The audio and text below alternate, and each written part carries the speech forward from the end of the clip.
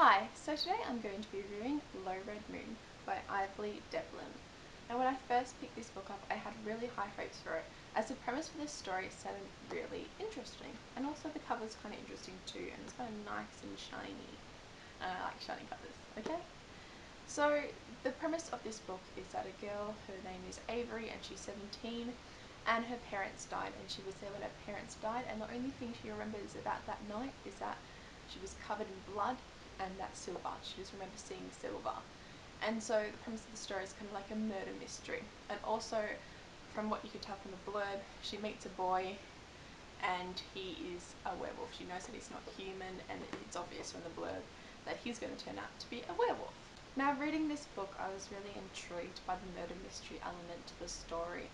However, I had a lot of faults within the first part of the book, and they just grew and grew until at the end of the book I just didn't even want to finish it. I did, but it was just, well, let me explain. So first off, you have Avery. Now, Avery is a funny character. She doesn't really tend to grieve a lot for her parents. She grieves a little bit, but for someone who's had her parents die, and also they died in a very brutal, violent way, and she doesn't seem too phased by this and everything. She doesn't seem to be a grieving teenager. And I know that some people grieve differently, but it didn't really seem that Avery grieved at all. And it's just a very interesting way to go about it, and I couldn't really relate to Avery because of this. About 2 days after her parents have died, she goes to school and she meets this boy named Ben who is new, and he's moved to school and everything. And she has this connection with him, and literally, like, not even knowing him, like, out of nowhere they suddenly fall in love. Like, they have like this lustful relationship, like where they'll just like make out. Like, a quarter of this book is them making out, and they don't even know each other. They don't even know anything about each other's past. I mean, he knows that her parents have died because everyone in school knows that, and she knows that his parents died because he told her. But apart from that, they know nothing about each other, and they start making out, and it's just a lustful relationship. And at the end of the book they pronounce their love for each other, and it's so stupid because they don't even know each other, and it just makes me angry. This book also had a lot of Twilight elements. Now, don't get me wrong, I am one of those people who get so mad when people discard books like that have vampires and werewolves in them because they assume that's going to be another Twilight book. This book seriously had a lot of Twilight elements in it. There's a passage in here where Ben, she figures out that he might be a werewolf, and so do you know what she does? She Googles him, and she Googles the werewolves. And okay, just like Twilight, but you know what, okay, I can assume, most people do use Google these days. I can give it that. But then 2 pages like after this Googling incident, she goes up to Ben and she says these exact words, "I know what you are." I am not kidding, I know what you are. I mean, if that doesn't scream Twilight, then what else? And then there's another passage in this book. Yes, it's not even done. There is another passage in this book where they're talking about his age, and she goes, how old are you? And he goes, 17. And she goes, how long have you been 17 for? And I'm like, are you kidding me right now? Like, this story felt like it had no originality. There's also this mind reading thing going on between Ben and her that kind of reminded me of Edward's mind reading thing, and it was just a mess. It just seemed to have no originality, this plot. The story just gets more and more painful to read, honestly.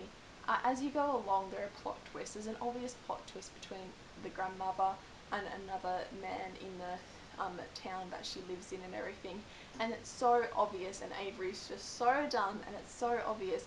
And there's a plot twist at the end about who killed her parents, right? I could pick it from the start. It is so obvious. Like, you can tell what's coming a mile away.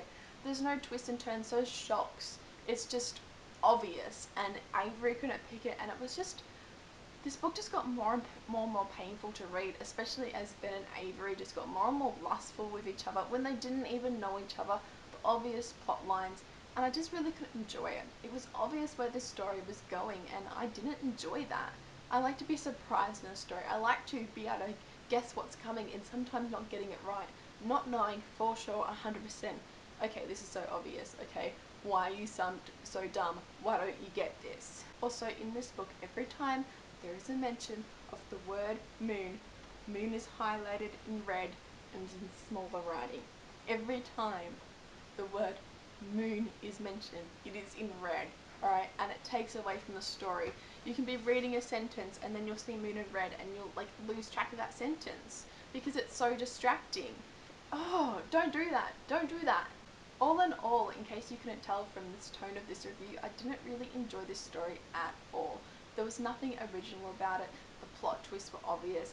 The characters were just stupid. The premise was unbelievable. It was just painful to read.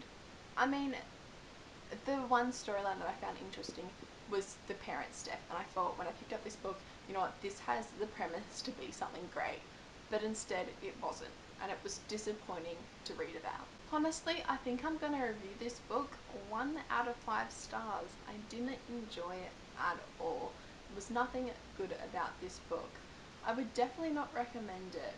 I mean, maybe if it sounds interesting to you, and maybe if you're whole into that whole girl and boy can fall in love without knowing each other and just lustful things and obvious plot twists and the story going nowhere and no originality, then sure, pick this book up.